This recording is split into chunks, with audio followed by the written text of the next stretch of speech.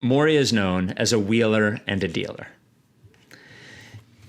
You know, when they signed Hinkie, the first big deal he does, of course, is trading Drew Holiday for Nerlens Noel, a future pick. My question is there like, what is this offseason like? Is this a busy offseason? I don't think he just settles in and takes a look at things like Doc Rivers would. Like, I think he's gonna if there are deals there, I think he's gonna make them. I don't think Daryl Morey can come in and look at this roster and go, yes, I can win a championship with this roster. So that's my prediction, is that we see a lot of stuff. Maybe.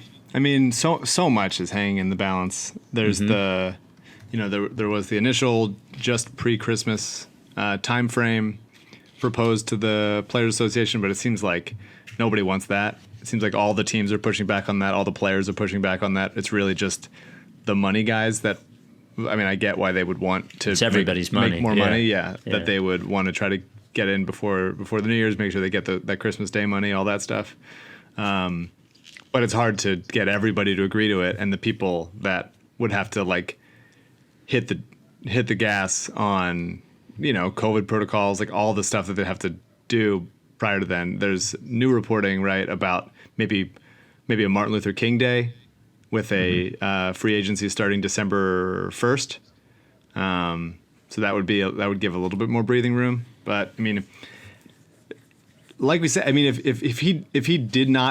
Daryl did not sign off on any of these folks and wants to like implement his stuff, and like there's not much time to do stuff, you know? Yeah. The draft's in a couple weeks. Like, there's just not a lot of time to make all of these things happen. But I mean, there's so much unknown. Really, just so much unknown. Yeah. I actually think apparently the Olympics is more important to the NBA than I thought it was. Billy King had mentioned that to me. I didn't think it would be that big, but when we were talking a couple of months ago, my thought that they would just skip the Olympics this summer seemed like a non-starter. So if you want to be part of the Olympics, then the later you start just means the fewer games that you have, and that's really just going to be a financial question for everybody, right? Especially if they're going to keep the cap where it is. So whatever. As far as like Daryl's, I think there's a lot of assumptions that go into it, and we talked about this with D'Antoni when he was a candidate for possibly being coach here. There's a lot of assumptions that, hey, just because they ran this team like this recently, they will run the Sixers like this. And I don't think that's the case. I think the like prevailing wisdom or mantra or like guiding light for Daryl has been, you need stars to succeed in the NBA. And so the fact that the Sixers have two, if not current stars, then certainly potential stars, to me, people are jumping the gun to assume that he's going to trade one of Embiid or Simmons. Like I don't see it happening. I'm sure he'll listen. Why not? He's not coming in with any level of sentimentality for either of those guys, I'm sure. But I think he also knows how good they are and then can be if surrounded by the right people. And so I would be very, very surprised if either of those guys are traded this offseason or even in the near future. I wouldn't be surprised at all if they traded Simmons. I look. So I just been tea leaf reading on this one, and it has been noticeable to me. I know people tell me I'm full of shit, but it's been noticeable to me how in on everything publicly Embiid has been, and I just feel like they are involving him in a way that they haven't before. That is my tea leaf reading. I'm not sure. Look, everything you said is right. A trade like that only makes sense if you are bringing back a player that you think if you're doing something that you think gives you a better chance of winning a championship. There is a short amount of time. There is, even from a risk point of view, like you can probably look at the team you have and guarantee yourself a certain floor. And by the way, we don't know what the owners told Daryl Morey that their goal is. Their goal could be winning 50. Hey, we want to make sure we're competitive every year. If we win a championship, great, but we want to make sure we're competitive every year. I don't know what they said that the goal was.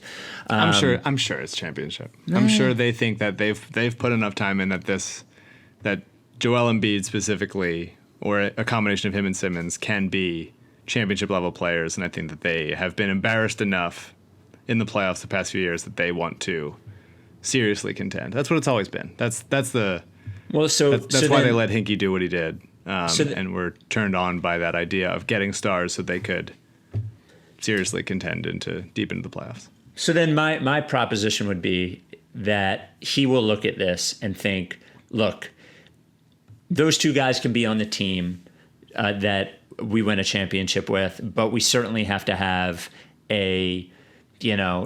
another top 25-ish level player, and that person has to be a perimeter creator / scorer / whatever.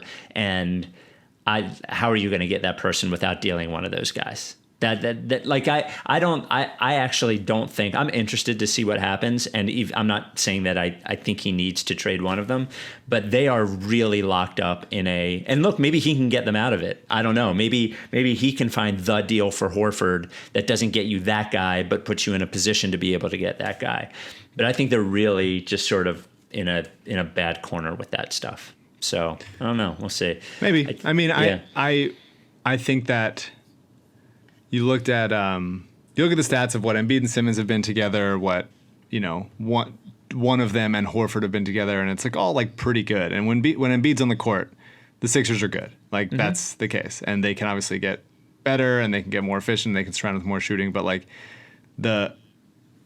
he's a good enough player where that's gonna happen. And so I do think Daryl, if I'm Daryl, which I am, I would look at this and be like, the thing that they did last year was so wrong that I don't those 17, 18, and 18, 19 teams were some of the most efficient offenses in the league.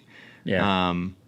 And I would not, under any circumstances, be willing to basically sell low on either of these guys without first trying to surround them with more efficient, better fitting pieces. Yeah. We don't know what the deal is, so we don't know if it's selling low, but maybe it's selling low. In my mind, it is selling low because of how last season did not go well. I think we have not seen since maybe Ben's rookie year, Ben with pieces around him that would be successful. Obviously, Ben is a part of that. He needs to improve in ways we've discussed. But I think that certainly you can help your star players or you can hurt your star players.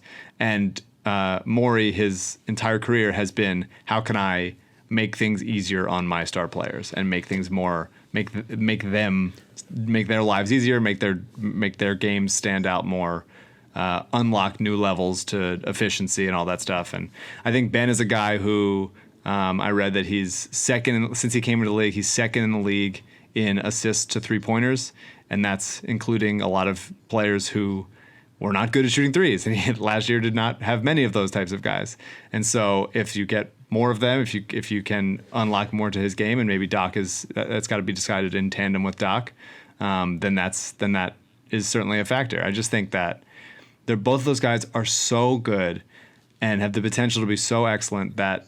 There's just much more untapped than I would be willing to say this is the height of the value that it is. I think in an MCW situation, obviously is not really that similar, but it is the idea of hey, here's a guy that we think we're giving him so much opportunity, and it's the perfect situation for him to succeed, and he's putting up stats. Let's see if we can get the best value for him. In this situation, it's hey, let's put these guys in a box and tie their arms behind their back and see how they do. And then we'll trade them and see who's willing to give up what for them, I agree with everything that you said, and they could have done, obviously, a much better job, but I still think that at some point they hit that wall, that inflection point. Maybe they don't. I don't know. One of them takes a leap that I'm not expecting, maybe.